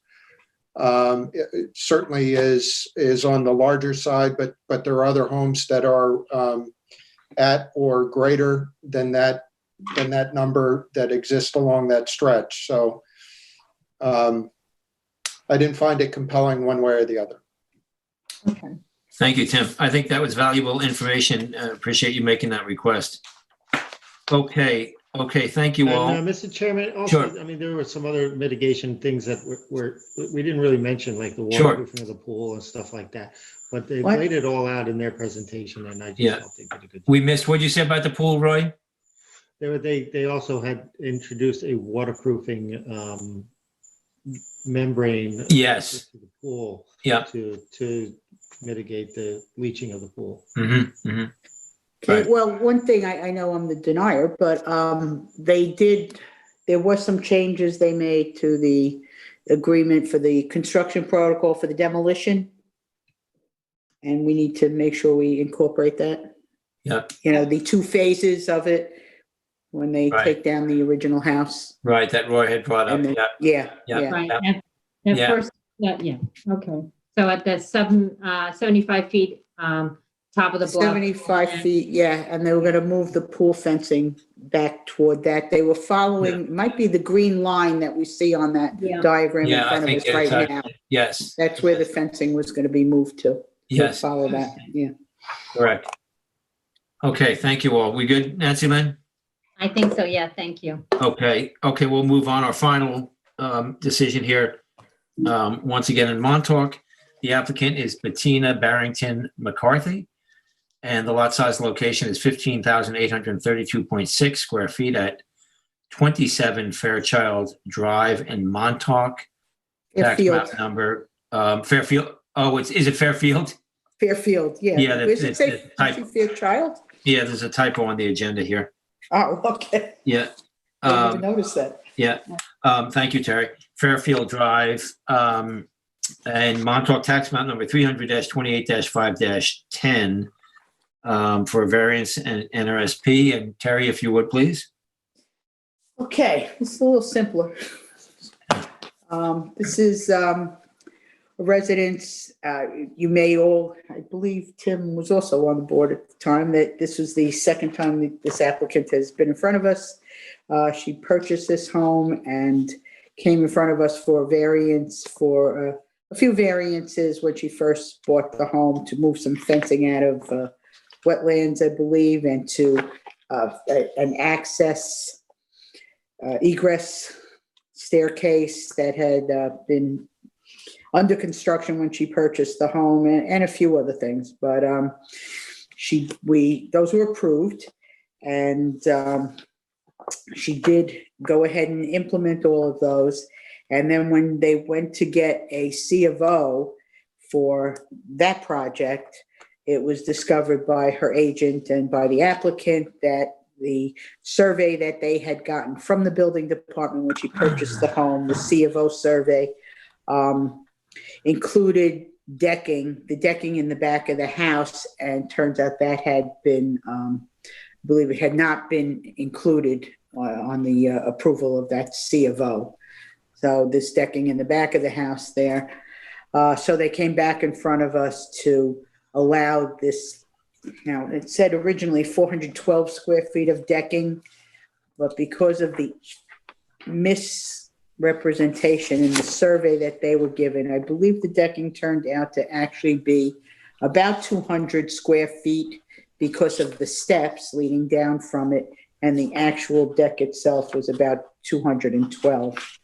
I don't know, Brian could show us in the existing conditions. There was a good photo of that Tyler had shown us, or that's good. Okay. I don't know if you want to see a photo of it, but I feel that this qualifies to meet the standards for the minimum setbacks from the freshwater wetlands. It's a variance of 26.2 feet. To allow it to remain 73.8 feet from the wetlands, which are down to the left of that photo, out of the photo. The wetlands, you can see the fence in the back toward the west, and also some wetlands toward the fence toward the south. But I believe this meets the standards. It's not a huge variance. It is the minimum variance required. I believe the benefit to the applicant outweighs any detriment that would occur to the town. And this one may not even be what's that word? Self-exist, Created. Self-created. Thank you very much. I had a senior moment there. Self-created, since it seems to have been some confusion with the survey and building department. So I'm looking to approve this project. Thank you, Terry. Roy? I agree, Mr. Chairman, with nothing else to add. Thank you. Tim? I agree as well, and I just don't, I may have missed it if Terry mentioned this, but planning department had also indicated that this deck would be a poor candidate to be expanded over in the future. So I would note that as well, but I'm in favor of approving this, and I don't have anything else to add. Great. Thank you for that, Tim. I agree with my fellow board members and have nothing further to add. So thank you all. Council, you good on that, Council? Yep, I'm good. Okay, thank you. Okay, we finally, the last, I believe, besides the minutes, our last bit of business here. Oh, no, I'm sorry. We have one more. We have a few things. We have two. Two more No, I know, two more, modifications. not more. Two more modifications. The first is, One of them's Terry, so she can't go back to sleep yet. yeah, exactly. Oh, I lost my agenda. It's in the middle of something. And Yes. Mr. Chairman, Yes. Mr. Chairman, just a note, I'm recused on Plata Day. Okay. Okay, so the next is a modification for Plata Day, is the applicant. And this is that lot size and location, 48,670 square feet at 254 Old Montauk Highway in Montauk, tax map number 300-87-3-3. And once again, we're in Terry District. And here the original, I'll note this, the original ZBA determination was filed on August 2nd, 2018 and modified on January 27th, 2020. The modification is to reconfigure the swimming pool patio and decking to comply with current accessory structure setback requirements. Terry, or maybe Brian, if you would walk us through this, perhaps first, Brian, if you would, please. Sure, Mr. Chairman. This is the property that you see bordered in blue. This is the Panorama Hotel. The 316 Old Montauk Highway that you looked at the beginning of the work session for administrative review is just a little farther over to the east on the other side of Gurney's. This is a property pretty steeply sloped from Old Montauk Highway down to the beach. And back in 2018, the zoning board approved some fairly substantial residential improvements. They did not require any variances. They required a natural resources special permit. Those improvements were slightly reconfigured in 2019, and that was the subject of modification. And that's what's shown in this survey here. So Old Montauk Highway is here. I think this is one of those surveys that may not really pop on the screen like some of the others. So if there's anything I can do to make it better, I will. But here was the residence, and there are levels to the development as the property slopes down. The development did as well. There was a swimming pool with decking. There was a two-level patio here. There is a pool cabana on the lower level and what they describe as a roof terrace above it. Those improvements were approved 15 feet from what's the western side yard. There were some walkways that were exempt from setbacks as well. So it's a pretty busy survey. And as you know, some of the more seasoned board members know, there have been different policies for distinguishing the double accessory structure setback for swimming pools from the rest of the structure. If you have and this came up on the application you discussed a little bit earlier, you have a deck. It has to meet certain side and rear yard setbacks. Those setbacks are doubled for swimming pools to help mitigate the added outdoor activity associated with those structures. This is a property where the ordinary accessory structure setbacks are 15 feet. You double those, it's 30. At the time of the approval, there was an elevation change in this area here that was believed to be distinguishing between the double accessory structure setbacks and the regular accessory structure setbacks. That was a policy that was in place by earlier building inspectors. It's not really codified, and the building department has currently moved away from that in favor of something a little bit more black and white that is at least referenced in the code in the 5-foot separation of structures. And I think that's 255 1120 of the town code. So this is what you had approved in most recently in 2019. I'll show you the survey, and then there's an architectural plan, an architectural drawing that shows it a little bit better. Yeah, this doesn't show up very well at all. But essentially what the applicants have done, and they have indicated that they've conferred with the building department to confirm this project's eligibility for a building permit. They have separated the pool deck, what they labeled the sun deck here, from the balance of the decking by a 5-foot wide grass strip. So there's a 5-foot separation between the swimming pool improvements and the other accessory structure improvements. They're connected by a 12-foot wide staircase, and maybe it's better to bring up the plan now. This is just the swimming pool, so the house would be to the left off the screen. The ocean would be, if you continued to the right, this is north up here. So here's the swimming pool, the deck, and the grass strip that is 5 feet wide, separating it from the remainder of the appurtenances, this 2-level pool patio, cabana, outdoor kitchen, and terrace. The planning department has reviewed the modification. There's no change in clearing. There's no change in lot coverage. Total lot coverage goes down nominally by a few hundred square feet. Other than that, it doesn't really change any of the parameters that the board considered and incorporated into their 2018 determination.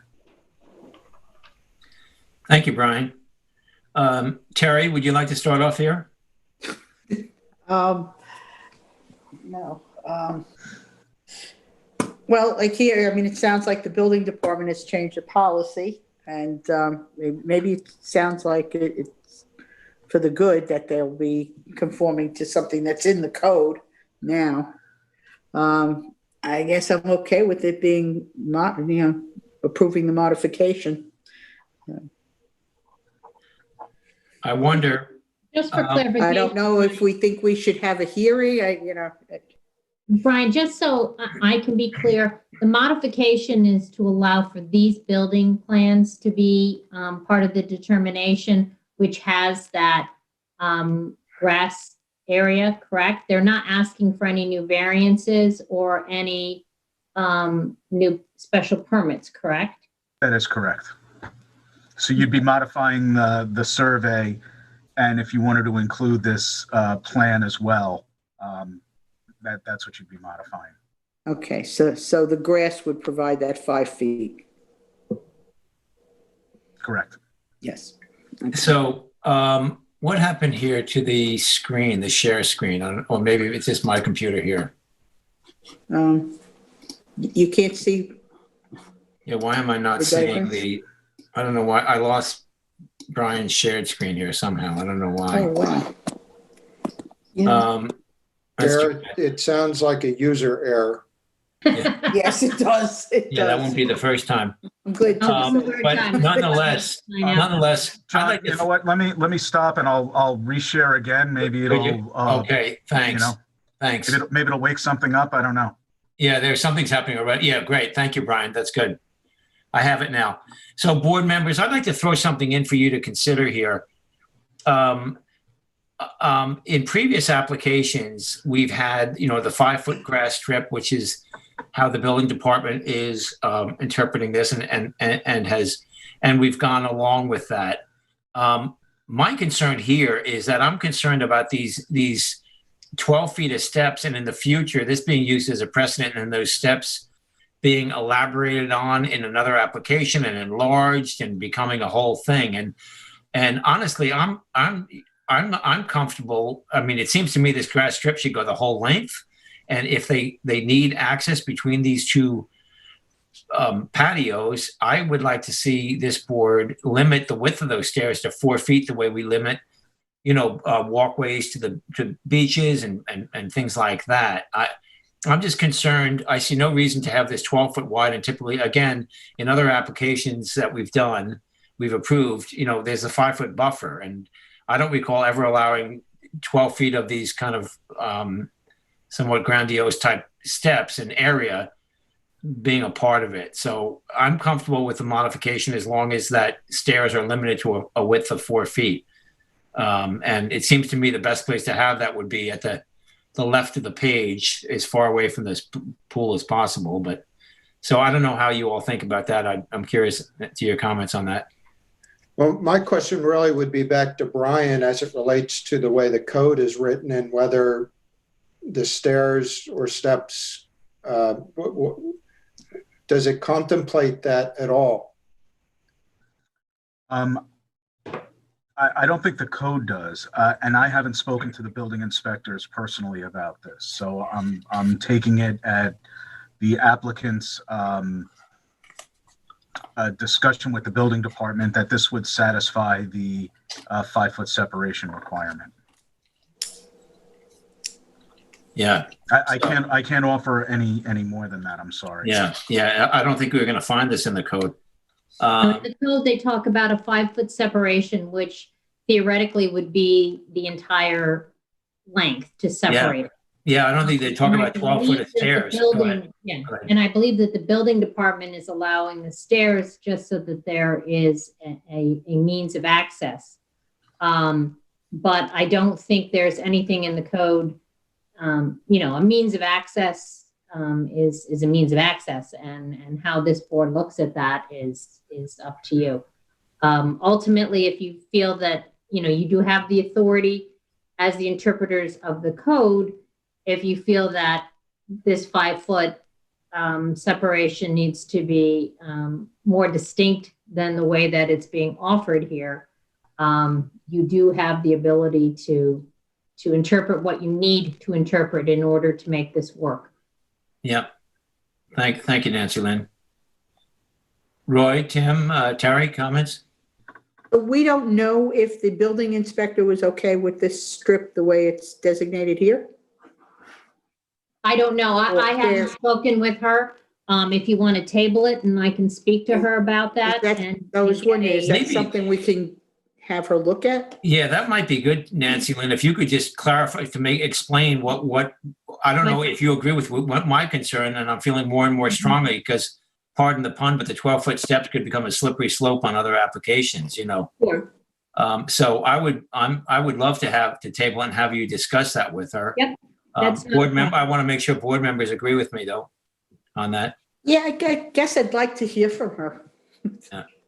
Yeah, I'm in favor of that. And I agree with whoever used the word busy, but I know we've already plowed that field, so I'm not looking to go down that path again, but there's a lot going on here.